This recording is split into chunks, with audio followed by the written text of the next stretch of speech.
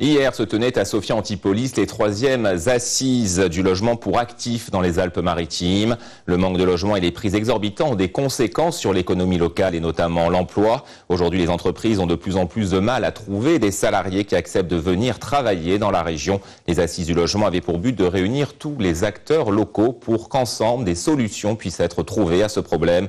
Dominique Poupardin, Benoît Lotte.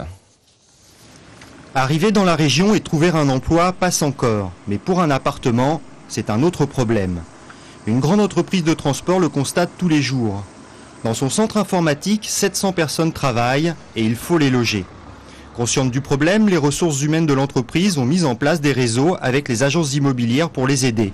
Mais le problème reste bien souvent entier. Ils le vivent mal.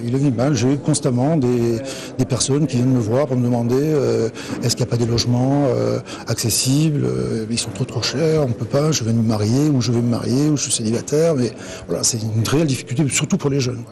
Pour tenter de résoudre ce problème, la Chambre de commerce et d'industrie de Nice cherche à mettre au point un outil informatique accessible sur Internet. Il doit permettre aux entreprises comme à leurs employés de trouver des solutions rapides aux problèmes de logement.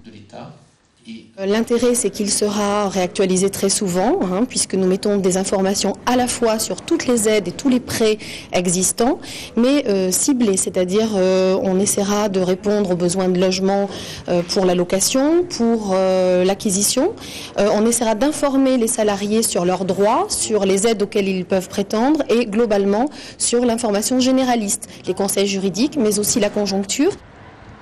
Ce problème de logement est encore plus présent pour les actifs aux faibles revenus. Les Alpes-Maritimes présentent un déficit flagrant de logements sociaux. Il y a un fort déficit qui se fait à tous les niveaux, dans le logement privé comme dans le logement public. On n'a pas construit assez, on n'a pas prévu assez de foncier. Pour arriver à l'équilibre, il faut construire 2000 logements sociaux par an pendant 10 ans, ce qui ne résoudra pas le problème du parc privé et des prix élevés. Les entreprises ont encore du souci à se faire pour loger leurs salariés.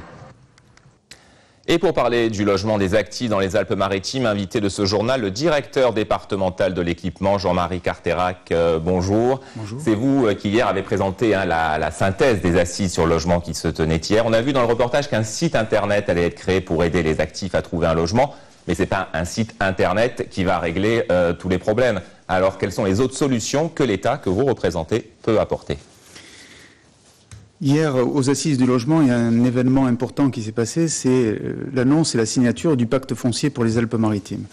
Le problème dans les Alpes-Maritimes est essentiellement dû à un coût notamment du foncier. Et donc il est important, dans la lignée de ce qui a été voté au Parlement au niveau national, ce qu'on a coutume d'appeler maintenant la loi Boutin, on travaille effectivement sur le foncier, donc travailler sur l'urbanisme et faire que notamment dans les collectivités locales, à travers les documents d'urbanisme, on puisse traduire de véritables actions en matière d'habitat et lier un plan local de l'habitat au plan local d'urbanisme. Donc savoir très clairement ce qui va se passer en matière réglementaire par zone dans chaque commune en termes de plan local d'urbanisme. Et faire... Le pacte foncier ne touche que les logements sociaux, c'est ça ? Le pacte foncier touche tous les types de logements. Il engagera toutes les collectivités et l'État, les promoteurs, les bailleurs sociaux. C'est aussi ça qui est intéressant. C'est tous les acteurs du logement qui se mettent ensemble, en mouvement, pour travailler autour du pacte foncier. Et quand est-ce que ce pacte foncier va voir le jour ? Il a été signé, mais concrètement, les premières actions... Hier, c'était effectivement un document qui était d'intention. L'objectif, c'est d'arriver à faire passer tout ça en délibération dans les collectivités locales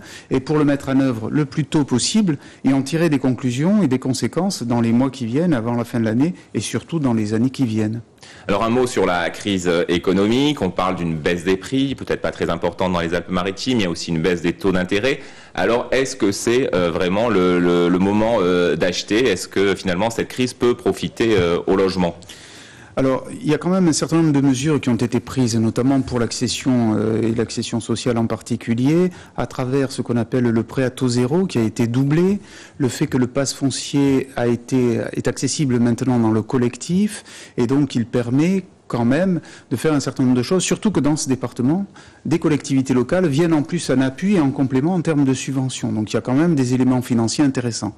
Vous l'avez dit, on a aussi une situation des prêts actuellement les prêts sont historiquement bas, donc c'est vrai que c'est tout à fait intéressant. Ceci étant, on est encore à des niveaux de prix qui sont ce qu'ils sont. J'observe cependant que dans le cadre de la vente en état futur d'achèvement, vous savez qu'on peut prendre des logements dans le privé pour les mettre après au niveau social. Eh bien, il peut y avoir là des prix qui ont été retravaillés et on arrive à avoir des coûts qui sont un peu moindres actuellement. En un mot, est-ce qu'on peut se renseigner pour obtenir toutes ces aides ? Alors sur les aides, on peut se renseigner bien sûr à travers le site qui va voir le jour, mais également avec l'association départementale pour l'information sur le logement. Donc c'est effectivement le travail, la DIL, hein, c'est ça. La DIL, pour avoir une information objective sur tout l'acte de construire. Jean-Marie Carterac, merci beaucoup d'avoir répondu à notre invitation.